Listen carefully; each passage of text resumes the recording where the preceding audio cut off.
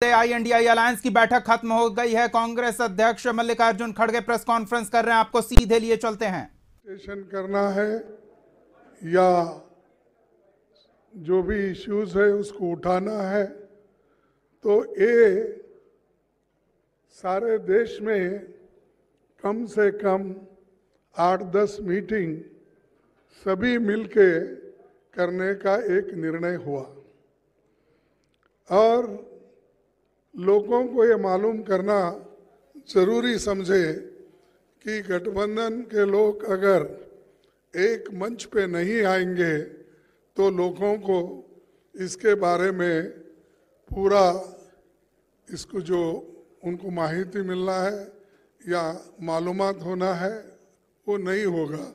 इसीलिए सभी ने माना और सभी लोग मिलके ये निर्णय लिए हैं। ये एक बहुत अच्छी बात है कि हमारी मीटिंग कम से कम 2-3 घंटे चली। दूसरा चीज, जो हमारे 142 लोग MPs, अब तो 151 हो गए शायद, तो इतने MPs को जो सदन के बाहर डालकर सदन जो बीजेपी की सरकार चला रही है इसको कंडम करते हुए हमने एक रेजोल्यूशन पास किया कि ये अनडेमोक्रेटिक है और लोकतंत्र के खिलाफ है और लोकतंत्र को अगर बचाना है तो हम सब लोग मिलके लड़ना होगा और इस लड़ाई के लिए सभी लोग तैयार हैं।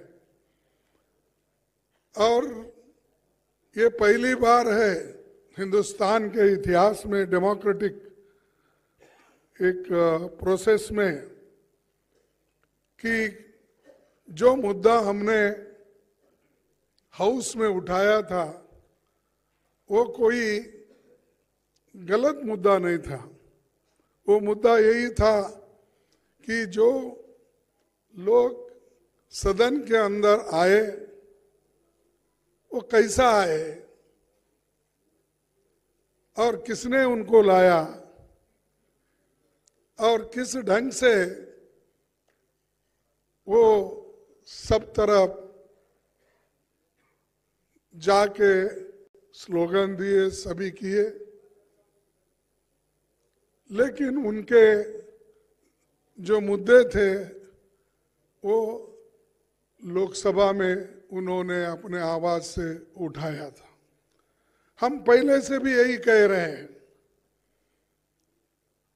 कि होम मिनिस्टर या प्राइम मिनिस्टर सदन में आइए, जो घटनाएं घटी है उसके बारे में सदन को अवगत कराइए, मालूमात कराइए लोकसभा को और राज्यसभा को। लेकिन उन्होंने नहीं माना। मेरे को समझ में नहीं आता, सदन इधर चल रहा है, ये लोग अहमदाबाद में बिल्डिंग इनॉग्रेशन जाते हैं, सदन इधर चल रहा है, मोदी जी अपने कॉन्स्टिट्यूंसी में जाके घूमते हैं। ये क्या है? ऐसा कभी नहीं हुआ। सदन यहां देश में रह के और सभी तरफ अपने भाषण देने लगे, लेकिन पार्लियामेंट में क्यों नहीं आए? लोकसभा और राज्यसभा में क्यों नहीं आए? तो ये जो उनकी मंशा है कि डेमोक्रेसी को खत्म करना, अगर नहीं गए तो क्या होने वाला को कौन पूछने वाला है? और यहां तक कि 151 लोगों को सस्पेंड करके बाहर जो निकाले, ये पहला इंसिडेंट है कि देश में इतने लोगों को आज तक किसी ने सस्पेंड नहीं किया था। ये सरकार ने प्रोत्साहन देकर सस्पेंड करने के लिए लगाए। ये बड़ी बुरी बात है और इसके लिए हम लड़ेंगे। मैदान में जाएंगे और जो आज प्राइम मिनिस्टर और होम मिनिस्टर समझ रहे हैं कि हमारे सिवाय हिंदुस्तान में और कोई भी नहीं, हम ही हुकूमत करने के लायक है, ये उनका समझ है। इस समझ को खत्म करने के लिए हम सब एक हुए हैं। एक होकर ये आज बहुत निर्णय लिए हैं। एक तो 151 लोगों के बारे में, और दूसरा जो है सब मिलके प्रोटेस्ट करना, और ऑल इंडिया प्रोटेस्ट 22 दिसंबर को ये जितने भी सस्पेंशन हो गए उनके बारे में ये चलेगा। और तीसरी बात यह है कि जो इंडिया गठबंधन का एक मुद्दा है कि सभी लोग मिलकर काम करेंगे, और सीट शेयरिंग का भी हम मिलके पहले जिस स्टेट में हमारे लोग हैं, पहले वो लोग वहाँ पर एक दूसरे से समझौता करेंगे। अगर कहीं दिक्कत है या कहीं अभी नहीं बन सकता, उसके लिए फिर यहाँ पर हमारे जो इंडिया गठबंधन के नेता लोग हैं उसको डिसाइड करेंगे। और बहुत से जगह जो हर एक पार्टी एक जो है वो ठीक ढंग से है। अब चाहे वो तमिलनाडु में हो, केरला में हो, कर्नाटक में हो, या तेलंगाना में हो, बिहार में हो, अब जो मुद्दा है इसका यूपी में, वो भी सुलझ जाएगा। और बाकी का दिल्ली या पंजाब का है, वो समस्या को भी किस ढंग से सुलझाना, ये भी बात बाद में तय हो जाएगी। तो ये हमने तय करके ये मीटिंग करा। मुझे खुशी है कि इस मीटिंग के 28 पार्टी के नेता लोग और सभी दिग्गज यहाँ जो बैठे हैं वो सभी ने कोऑपरेट किया, और कोऑपरेट करके इस मीटिंग को यशस्वी बनाया। इसीलिए मैं उन सबको हार्दिक बधाई देता हूँ, उन सबको धन्यवाद देता हूँ कि वो इस और भी आगे बढ़ के देश में इस गठबंधन को मजबूत करके चलाएंगे। इतना ही कह के मेरे 2 शब्द को आप पूछने दूंगा।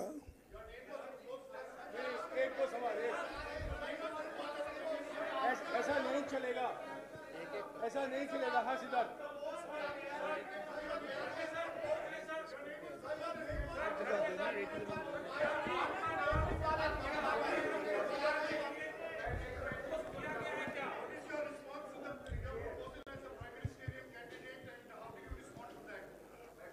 हमने पहले सभी लोग जीत के आना है। जीत के लिए क्या करना उसके बारे में हम सोचे। कौन प्राइम मिनिस्टर बनना ये बाद में की बात है।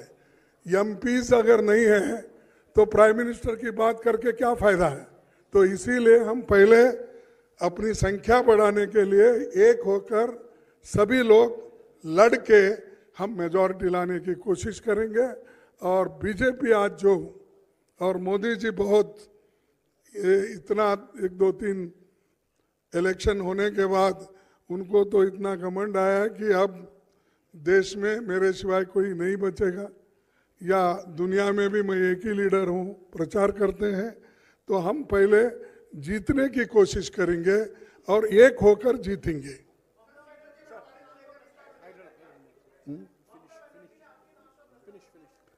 हाँ, अरे मैं कितने बार बोलूं कि एक बोल रहा हूं, पहले हम जीतेंगे, उसके बाद में हमारे एमपीज आकर क्या कर सकते हैं डेमोक्रेटिक प्रोसेस में वो हो जाएगा।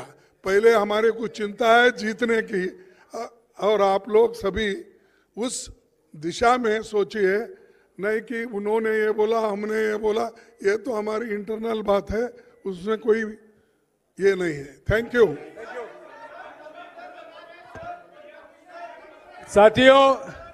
साथियों आज की बैठक के बाद सभी पार्टियों ने ये गुजारिश की खड़गे जी से कि वो आपको ब्रीफ करें, जो मुद्दे उठाए गए थे इस बैठक में उसकी जानकारी आपको खड़गे जी ने दी है। इसके अलावा जैसे कि उन्होंने कहा है 22 तारीख को सारे देश में सभी राज्यों में प्रोटेस्ट होंगे। जो 151 एमपी अब तक सस्पेंड हुए हैं, इंडिया पार्टी के एमपीज जो लोकसभा में और राज्यसभा में उनको सस्पेंड किया गया है, उसको लेकर सारे देश भर में प्रोटेस्ट की जाएगी। शुक्रिया। प्रेस कॉन्फ्रेंस खत्म हो चुका है। शुक्रिया। कि INDI अलायंस जिस तरह से लोकसभा और राज्यसभा से सांसदों को निलंबित किया गया है उस मुद्दे को लेकर, और आगे अलग अलग राज्यों में गठबंधन किस तरह से धरातल पर उतरा जाए, इसको लेकर बैठकों का दौर चलेगा। तो कांग्रेस ने जो कमेटी गठित की है 5 सदस्यीय, संभवतः वो कमेटी अलग अलग राज्यों में जाएगी और वहां जो दल प्रभावशाली है, जो दल वहां मौजूद है, बीजेपी विरोधी खेमा जो वहां मौजूद है, उनके साथ बैठकर उस राज्य विशेष में सीट शेयरिंग को लेकर किसी समझौते पर पहुंचेगी। तो फिलहाल इस बैठक में यह जानकारी साझा की गई है। बैठक में 22 दिसंबर को लोकसभा और राज्यसभा से सांसदों के निलंबन को लेकर देशव्यापी प्रदर्शन का निर्णय लिया गया है, और साथ ही आगे किस तरह से सीट शेयरिंग को लेकर समझौते पर पहुंचा जाए, इसको लेकर बैठकों का दौर चलेगा। तो ये बड़ी खबर आपको बता रहे हैं। INDI अलायंस की दिल्ली में चल रही चौथी बैठक खत्म हो गई है। बैठक से जुड़े मामले पर प्रेस ब्रीफिंग करते हुए कांग्रेस के राष्ट्रीय अध्यक्ष मल्लिकार्जुन खड़गे ने 2 मुख्य बातें कही। जिस तरह से लोकसभा और राज्यसभा से सांसदों को निलंबित किया गया है, उस मुद्दे को लेकर 22 दिसंबर को देशव्यापी प्रदर्शन किया जाएगा। वहीं प्रधानमंत्री के चेहरे को लेकर भी मल्लिकार्जुन खड़गे ने स्पष्ट कर दिया कि गठबंधन का पहला ध्येय संख्या बल हासिल करना है, उतनी संख्या में सांसदों को जिताना है ताकि वो बीजेपी को सत्ता में वापसी करने से रोक सकें, और जब संख्या बल पर्याप्त होगा तो फिर से मिलकर चेहरा कौन होगा पीएम का वो भी तय कर लिया जाएगा, ये उन्होंने स्पष्ट रूप से कहा है।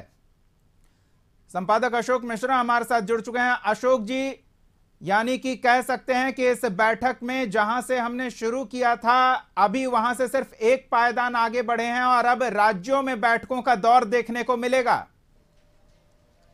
नहीं, देखिए एक बड़ी खबर दीपक है कि मल्लिकार्जुन खड़गे को विपक्षी जो गठबंधन है, इंडिया गठबंधन, उसके कन्वेनर की एक तरह से जिम्मेदारी मिली है। यानी कि कह सकते हैं कि विपक्षी एकता को मजबूत करने के लिए, उसको एकजुट बनाए रखने के लिए और उसकी क्या रणनीति होगी, इस रणनीति को लागू करने के लिए मल्लिकार्जुन खड़गे को जवाबदेही दी गई है। लेकिन अभी कोई भी नेता इस मामले में जानकारी नहीं दे रहा है। इसका मतलब साफ आप कह सकते हैं कि अब इंडिया गठबंधन के नेताओं ने माना है कि पहले ग्रास रूट पर जाना चाहिए और उसके पहले एक प्रदर्शन यानी कि सड़क पर उतर करके विपक्षी एकजुटता को दिखाना चाहिए। इसीलिए 22 दिसंबर को जिस तरह से सड़क पर उतरने की बात की गई है और ये मुद्दा उठाया गया है कि 151 जो सांसदों को निलंबित किया गया है सदन से, उनके विरोध में वो सड़क पर उतरेंगे। तो ये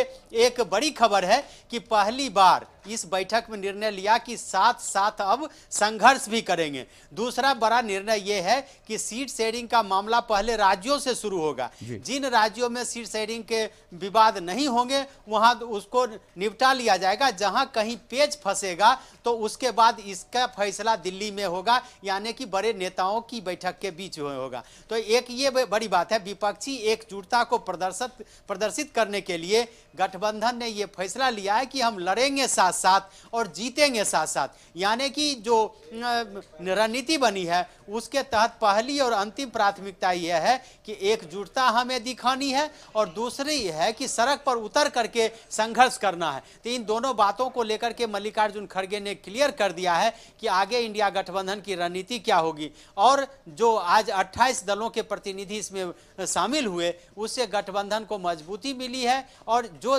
सूचनाएं हमारे पास आ रही हैं कि कन्वेनर का दायित्व देने का प्रस्ताव ममता बनर्जी जो पश्चिम बंगाल की मुख्यमंत्री हैं, तृणमूल कांग्रेस की सर्वेसर्वा हैं, उन्होंने ही प्रस्ताव दिया था कि मल्लिकार्जुन खड़गे को कन्वेनर की जिम्मेवारी दी जाए। तो एक तरह से कह लीजिए कि कांग्रेस ही ड्राइविंग सीट पर रहेगी और मल्लिकार्जुन खड़गे सुलझे हुए नेता हैं, दलित नेता हैं, हिंदी भाषी भी हैं। दक्षिण के होते हुए भी वो हिंदी भाषी राज्यों में जाकर के वो अपनी बात रख सकते हैं और एक तरह से उनका राजनीतिक अनुभव रहा है। मल्लिकार्जुन खड़गे की उपलब्धि भी रही है कि कर्नाटक जो उनका गृह राज्य है वहाँ उन्होंने फिर से कांग्रेस को सत्ता में वापसी दिलाई है।